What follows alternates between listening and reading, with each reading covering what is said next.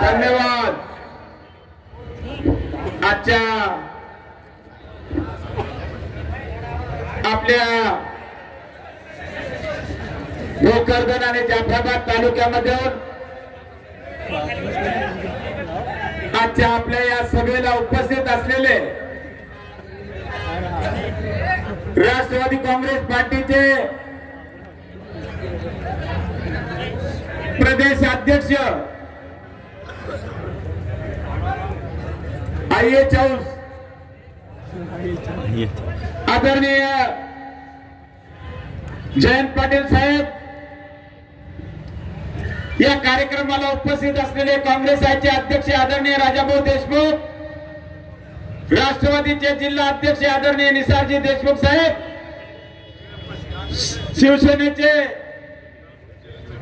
शिवसेनेचे रमेश पाटील गवाड आणि काँग्रेसचे तालुका अध्यक्ष, शिवसेनेचे तालुका प्रमुख, राष्ट्रवादीचे जाफराबादचे रामधन पाटील असतील आणि आमचे इकडचे तालुका अध्यक्ष रमेश शेठ असतील आणि व्यासपीठावर आप पार्टीचे बोरसे गुरुजी आणि बबनदादा देशमुख साहेब असतील, आमच्या शहरातून आलेले शहरातले सर्व नगरसेवक, जाफराबादून आलेले सर्व नगरसेवक आणि तिन्ही पार्टीचे प्रमुख, महिला तालुका अध्यक्ष जाफराबाद भोकरदन, महाविकास आघाडीतील सर्व बसलेले नेते मित्र, मोठ्या संख्येनं उपस्थित असलेले माझ्या जाफराबाद आणि भोकरदन मधून आलेले तमाम सर्व जाती धर्मातील माझे बंधू आणि भगिनी, साहेबाला इथून पुन्हा बदनापूरची सभा करायची आणि तिथून पुन्हा अमित शाह का नरेंद्र मोदी पुण्यामध्ये आलेल्या 3 सभा त्यांच्या तिथे. हा निवडणुकीचा प्रचाराचा धुमाळ आहे आणि म्हणून मी जास्त न सांगता आपल्याला काही विषय या तालुक्यातले मांडणार आहे. यावेळेस साहेब माझे सर्कल वाईज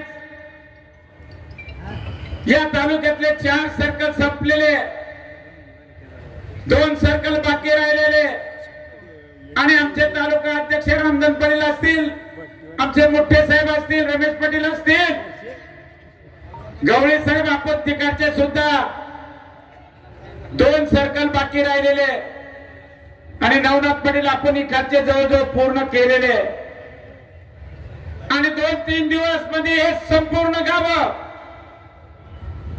वटा ते फाटा संपूर्ण गावामध्ये चक्कर मारून पाय आणि हात, आमचे तिरमक आप्पा सुद्धा थकून जातात, ते म्हणजे रात्री झोपच येत नाही. खरोखर आज वातावरण बदललेलं आहे, परिस्थिती बदललेली आहे. पण तुम्हाला माहिती आहे समोरचा माणूस चकवा चकवी करण्यामध्ये 1 नंबरचा पुढे आहे. पण या देशाचे शिल्पकार भारतरत्न डॉक्टर बाबासाहेब आंबेडकरांना घटना लिहिलेली आहे. मित्र, माझा प्रचंड विश्वास घटनेवर आहे, घटनेवर आहे. साहेब ते म्हणत होते, माजी खासदार, केंद्रीय मंत्री, अरे आता तर यांनी 2रे पाडले, तेव्हा मी बापू शिवाजी बापूला 2दा पाडलं साहेब. ते म्हणले आता माझ्या घरातला आता केला, आता तर मी आतापर्यंत दगड कुत्रे निवडून आणले. जेव्हा घरातला उमेदवार दिला, या पाथर जनतेने त्यांच्या घरातला सुद्धा उमेदवार चांगल्या मताने पाडलेला. मित्रांनो, तुम्हाला जागे राहावं लागणार आहे. जागने की रात है. इरफान भाई, शफीक साहब, जागने की रात है. जब कुरैशी साहब जागना पड़ेगा.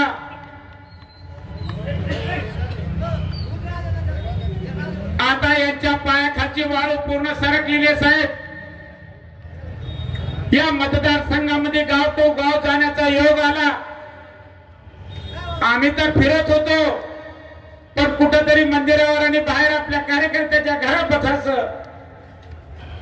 साहेब आज मी तुम्हाला सांगतो, या गाव तालुक्याच्या जाफराबाद आणि भोकरदन तालुक्याचे गाव आहे. माझं आव्हान पिता पुत्राला. काल आम्ही गावड पाटील आणि मुठे साहेब आणि आमचे शिंदे साहेब काँग्रेसचे अध्यक्ष, अंधेरी नाव आहे, अंधेरी अंधेरी अंधारी अंधारी अंधारी, दोन भारत, एक छोटा भारत आणि मोठं भारत. मी विचारलं त्या बाबांना आणि तरुण पोरांना मंदिरात, इथं माजी खासदार रावसाहेब दानवे किती वेळास आले? ते म्हणले कोण? मी म्हणलं माजी खासदार केंद्रीय मंत्री माजी झालेले ते किती वेळास आले? ते म्हणले 40 वर्ष निवडून गेला, अजून सुद्धा तोंड दाखवायला आला नाही. माझं आव्हान आहे त्यांना, खोटं जर बोललो तर काही शिक्षा मी भोगायला तयार आहे. साहेब बापानं तर मारलाच चाकवा. तरुण तडफदार पाणीदार आमदार या मतदारसंघातून दोनदा निवडून गेला. मी त्यांचं नाव घेतलं, म्हणलं संतोषराव दानवे साहेब किती वेळेस आले? ते म्हणले साहेब 10 वर्ष निघून गेले, अजूनही गावामध्ये त्याने पाय ठेवला नाहीये. अरे किती लोकांना तुम्ही फसवलं साहेब. या मतदारसंघामध्ये आमच्या वाकडेचे रामभाऊ शिरसाट परवाच्या दिवशी वाकडीत असताना आमच्या पोलीस खात्याला पुढे केलं, त्यांच्या खात्यावर बंदूक ठेवली आणि त्याला सांगितलं रामभाऊला तू गाड्या चोरून आणतो म्हणे. आणि सांगणारे कोण? अरे जसा वरबाप तसं वऱ्हाड सुद्धा खालचा आहे. भाजपचा हा वरबापच आहे, असा आहे तो वऱ्हाड काय चांगला राहणार आहे? आमचा वरबाप चांगला आहे तर आमचं वऱ्हाड सुद्धा चांगलं आहे. मित्र आदरणीय शरदचंद्रजी पवार साहेब असतील, चंद्र असतील, त्यांच्या नेतृत्वाखाली आम्ही काम करतोय. त्याच्या खोट्या केसेस केल्या आणि त्याला बस स्टँडवर बोलवलं आणि अपमानित केलं. तो सांगत होता त्या अंगाला काटे येत होते. बजरंग बलीची शपथ घेऊन सांगितले की थोडे दिवस थांबा, तुतारी 1 नंबरला आहे. तुतारी वाजण्याचा पलटण आपल्याला तुतारी वाजवणारा माणूस आहे. 20 तारखेला बटन दाबा, 23 तारखेला सर्व प्रकारचा गुलाल घेण्यासाठी भोकरदनला या. आणि नवनाथराव आणि आमचे पाबळे साहेब होते, युवकचे अध्यक्ष आमच्या बरोबर होते, तालुका अध्यक्ष होते. साहेब एवढा त्रास देण्याचं काम केलं म्हणजे अक्षरशः सांगा एकदा सगळेजण इकडच्या बाजूचे किती त्रास सहन झाला. वर करून दोन्ही हात साहेबाला एक मरणाचा त्रास या जनतेला साहेब दिलेला आहे. प्रचंड त्रास देण्याचं काम या बाप बेट्याने केलेले आहे. साहेब सकाळी 7 वाजता बाहेर पडतो. या मतदारसंघामध्ये साहेब चंद्रकांत पंडितराव दानवे आणि राष्ट्रवादी काँग्रेस शरदचंद्रजी पवार साहेबांचा पाईक म्हणून एकदा जयंतराव पाटलाला सांगून टाका, चंद्रकांत दानवेनं रुपया कोणाचा घेतलेला आहे का आणि खोटं बोललेला का वर हात करू नका, त्यांना सांगा. साहेब सहन केलं, पोटात असताना उपाशी झोपलो, पण या जनतेला मात्र मदत करण्याचं काम केलं की नाही एकदा पुन्हा वर हात करून दाखवा.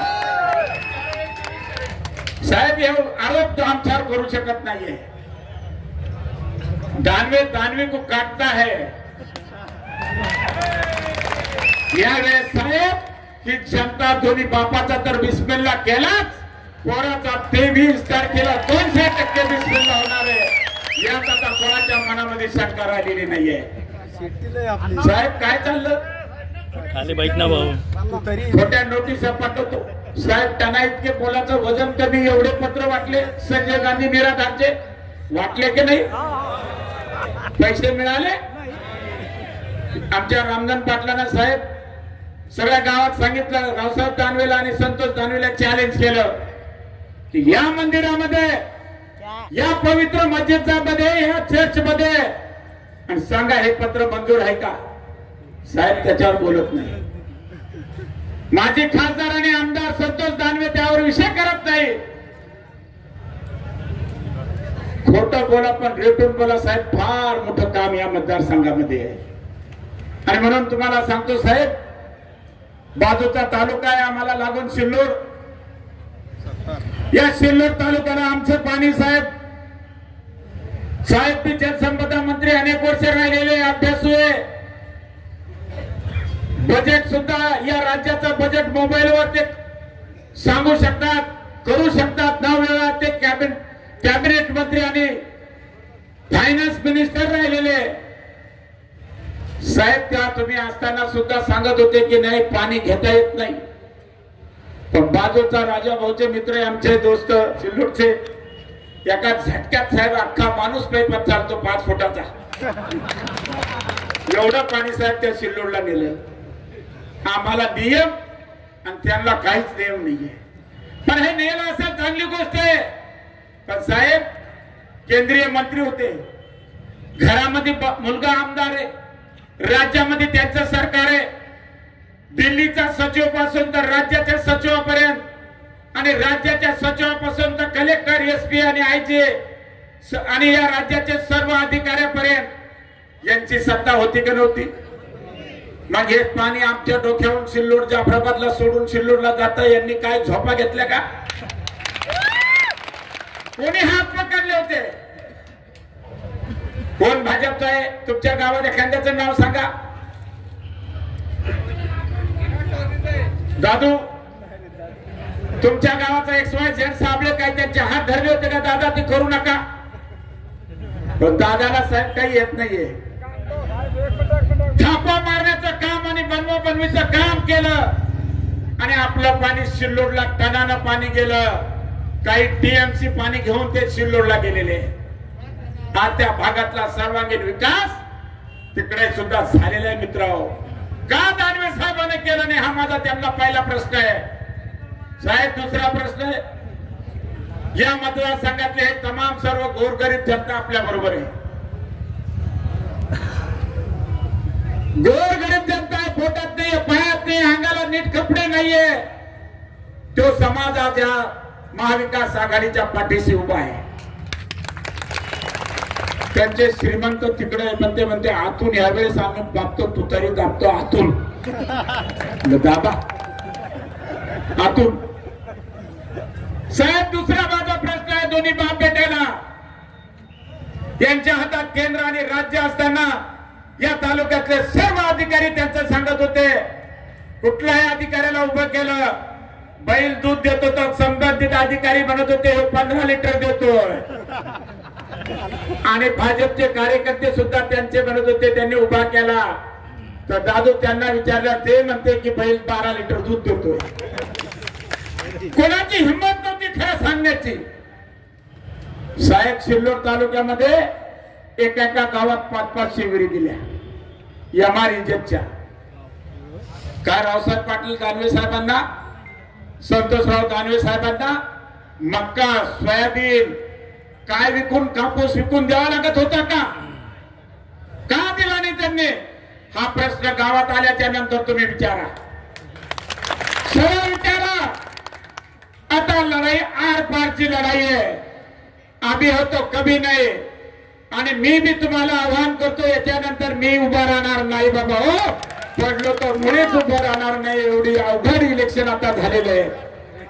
आणि म्हणून तुम्हाला सांगतो, आदरणीय पाटील साहेबाला सिल्लोड तालुक्यात एका गावात 5-5 विहिरी दिल्या, 250-300च्या वर विहिरी दिल्या. मला या दोघा बाप बेट्याला प्रश्न विचारला तिसरा की तुम्ही का या मतदारसंघात एक विहीर देऊ शकले नाही? दिली का नाही? दिली नसेल तर वर हात करून एकदा पुन्हा साहेबाला सांगा, एकही विहीर इथं दिलेली नाहीये. साहेब जे गेले मागे शेवटी तर या गरीबाला या भाजपवाल्याने सांगितलं, तू पैसे देतो का? 50,000 40,000 तुला विहीर देतोय. माझ्या सर्व तमाम बांधवांना सांगतोय, 20 तारखेला 1 नंबरचा बटन आहे, तुतारी वाजवणारा माणूस. 23 तारखेला निकाल लागणार आहे आणि 23 तारखेला माझ्या सांगूळ नाल्यापासून तर इकडे पापळपर्यंत आणि तिकडे इस्लामवाडी, इकडे गेले तर आमचं नळणी आणि इकडे गेले तर मालखेडा आणि खाली गेले तर शिवण्यापाशी भोरखेडा, असा हा एक मोठा मतदारसंघ आहे. साहेब या मतदारसंघातल्या सर्व 23 तारखेला निवडून आल्याच्या नंतर ज्या विहिरी तुम्हाला लागेल त्या संबंधित बाबासाहेबांना दिलेल्या अधिकाराला धरून सर्वांना फ्री विहिरी देण्याचं काम केलं जाईल हा शब्द तुम्हाला त्या निमित्ताने मी आपल्याला देतोय। तेवढे दिवस तुम्ही उन्हात होता, 23 तारखेला तुम्हाला सावलीत बसवण्याचं काम महाविकास आघाडीचा उमेदवार आणि उद्याचा होणारा आमदार हा करून दाखवेल हा शब्द मी तुम्हाला या निमित्ताने देतोय। साहेब काय झालं?